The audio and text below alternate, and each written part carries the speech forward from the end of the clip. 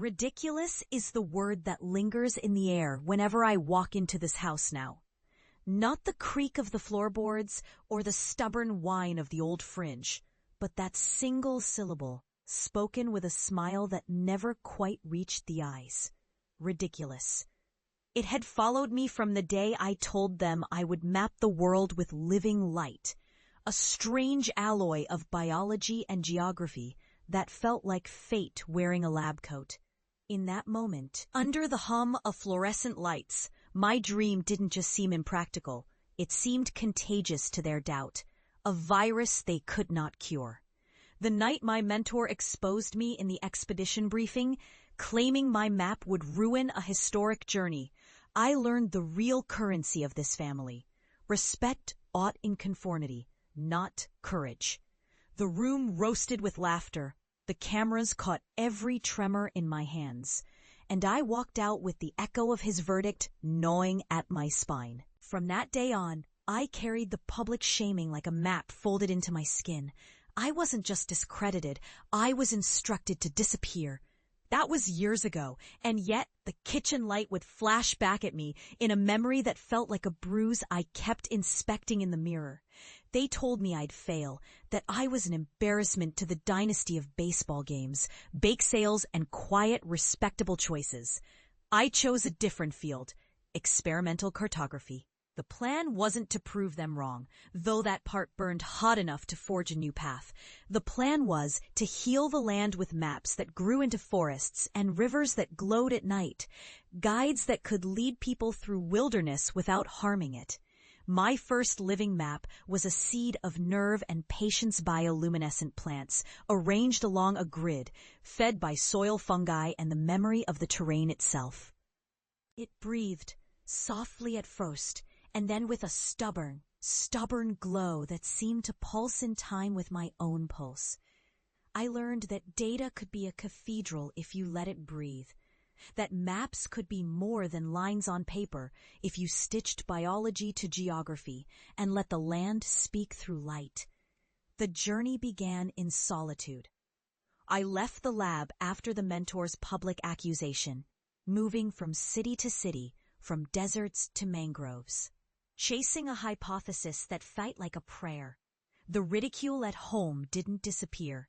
It morphed into a harsher crankiness. The people who once fed me Sunday dinners now fed me skepticism. I learned to tell the difference between doubt that said you might fail and doubt that insisted you should quit. The latter was the poison they poured into every family meal, the kind that makes you feel unworthy of air or breath. Still, I kept building. The first map was small, a ring of bioluminescent vines that could show water flow in a drought-stricken valley. It wasn't a miracle, just a stubborn, patient engineering of biology with a cartographer's eye for patterns.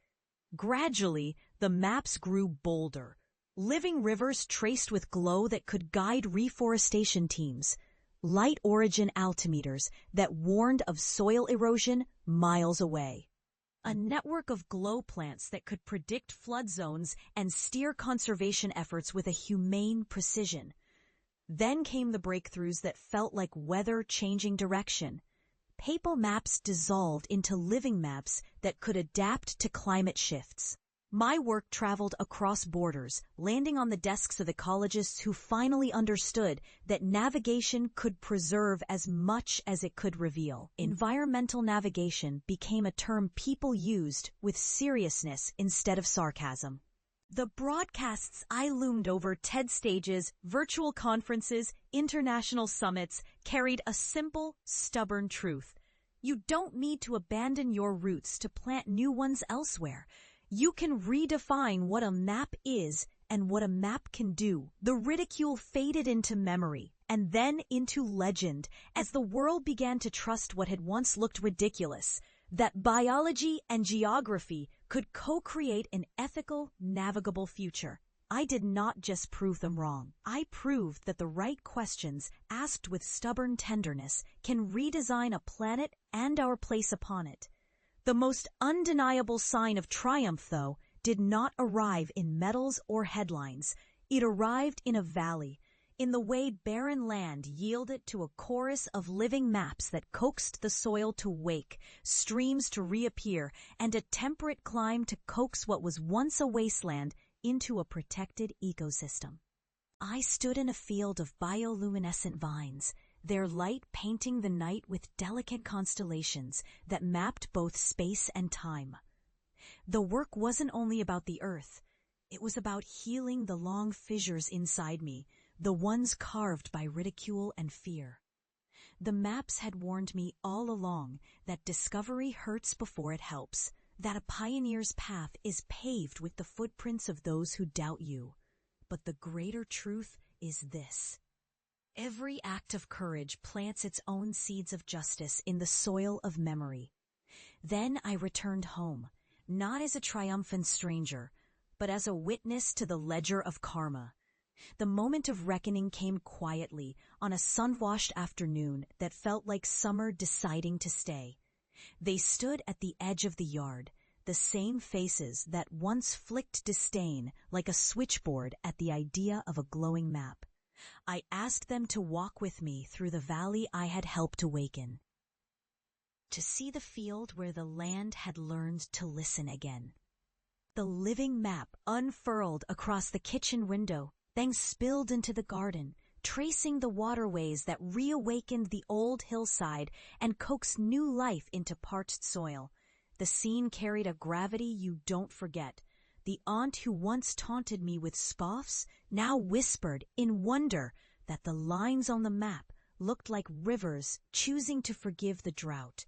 The father, who had used the phrase ridiculous to bury my name, stood breathless as a glowworm river mirrored his own surprise back at him, the light catching his eyes and lifting years of resentment for this face. My siblings' kids, who once counted my dreams as reckless, now stood shoulder to shoulder with me, watching as the land answered with green that sang in a dozen different languages.